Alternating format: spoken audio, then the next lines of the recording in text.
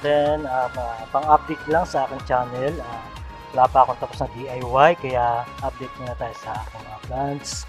Ayan, medyo natutuloy sa sobrang init. Ito si, tawag dito, so, Queen of Victoria Agave. Ito naman si Cymbidium. Si Aglomena. Aglonema Pink Valentine. Ayan, yung mga naka-plastic ako, mga bagong ano yan, mga bagong tanim.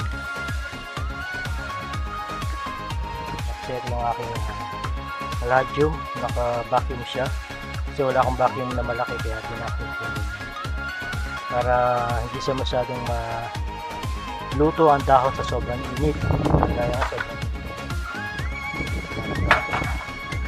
pinakapon, diba?